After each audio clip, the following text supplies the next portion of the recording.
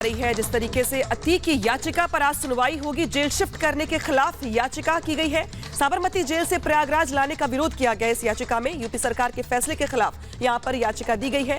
दरअसल जिस तरीके से कहा जा रहा था कि पूरे उमेश पाल हत्याकांड में अब अतीक से पूछताछ की जाएगी, पूछताछ के लिए अतीक को साबरमती जेल से यूपी शिफ्ट किया जाएगा, तो अब अतीक को एनकाउंटर का डर सता रहा है। लिहाजा सुप्रीम कोर्ट में उनकी ओर से याचिका की गई है और कहा गया कि उनका एनकाउंटर हो सकता है।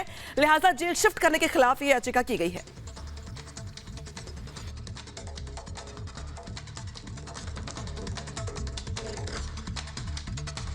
माफिया अतीक और उसके करीबियों पर एक के बाद एक प्रशासन का शिकंजा कसता चला जा रहा है। ये जो मेरे पीछे आप दुकान देख रहे हैं, इस तस्वीर को जरा ध्यान से देख लीजिए।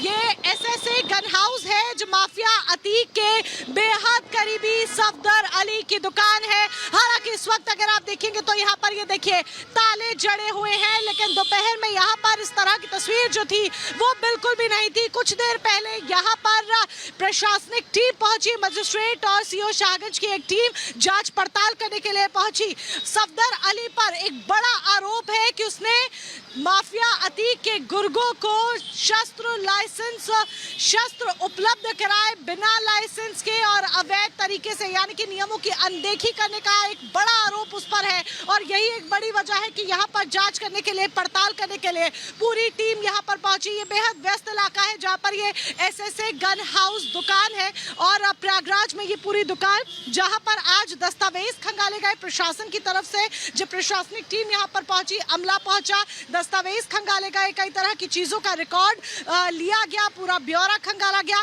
यहाँ पर ये भैया है, कुछ लोग यहाँ पर अपनी जो दुकान लगाते हैं उनसे भी हम बातचीत करके पूछते हैं।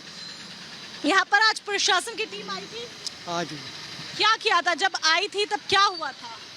अंदर से बैठ के सब चेक किया है मीडिया वालों ने, पुलिस वालों ने, और मीडिया वाले भी आए थे, वो भी सब बातचीत किया है। जो तब अंदर है बात हुआ, बाहर कोई बात हुआ नहीं।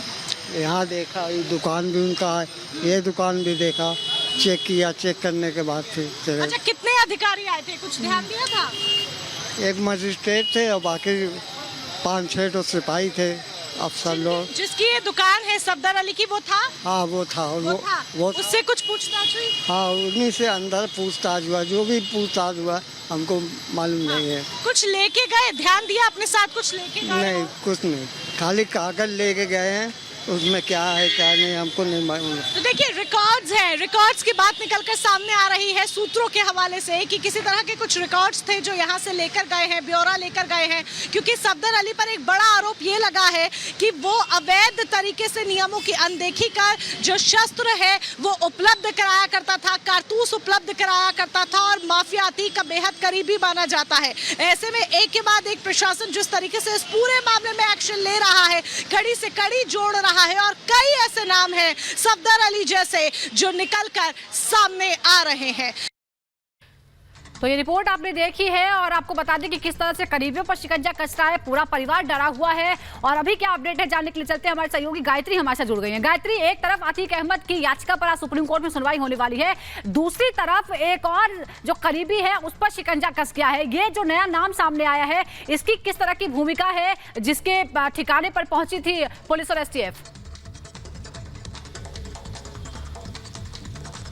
बिल्कुल, देखिए सुजाता, सबसे पहले बात याचिका की कर लेते हैं, क्योंकि राज्य सरकार ने ये फैसला लिया है कि अतीक अहमद को साबरमती जेल से प्रयागराज शिफ्ट किया जाए, लेकिन एनकाउंटर का डर अतीक अहमद को सता रहा है और इसीलिए ये याचिका अतीक अहमद के वकील की तरफ से दाखिल की गई है, जिसमें उन्होंने हवाला दिया कि 5 बार के वो विधायक रह चुके हैं, सांसद रह चुके हैं, लिहाजा उनके इस याचिका को लिस्टेड किया जाए सुप्रीम कोर्ट में और इस पर जल्द से जल्द सुनवाई की जाए। 17 तारीख यानी आज की दिन मुकर्रर किया गया है जब इस पूरे मामले को लेकर सुप्रीम कोर्ट में सुनवाई होगी। लेकिन सुप्रीम कोर्ट का इस पर क्या कुछ फैसला रहता है, क्या कुछ आदेश दिया जाता है, ये देखना होगा। लेकिन अगर हम बात करें उमेश पाल हत्याकांड मामले की, तो लगातार नई जानकारियां निकलकर सामने आ रही हैं और इस सबके बीच एक कयूम नाम के शख्स को भी हिरासत में लिया गया, जिससे पूछताछ की गई है।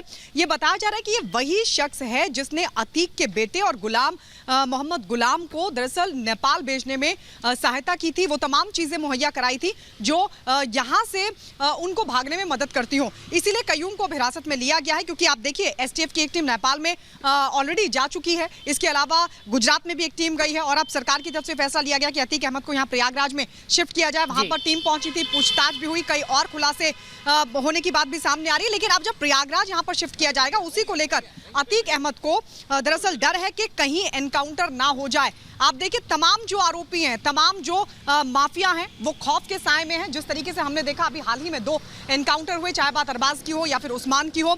इसके अलावा बुलडोजर एक्शन जिस तरीके से तेज हुआ है माफियाओं पर, उसको लेकर भी अब जो माफिया हैं वो खौफ के साए में दिखाई दे रहे हैं और या तो कोई सरेंडर करने की फिराक में है या फिर जो तमाम माफिया हैं वो उत्तर प्रदेश छोड़ देना चाहते हैं। इस सबके बीच जब सरकार की तरफ से ये फैसला हुआ है कि अतीक अहमद को अब साबरमती जेल से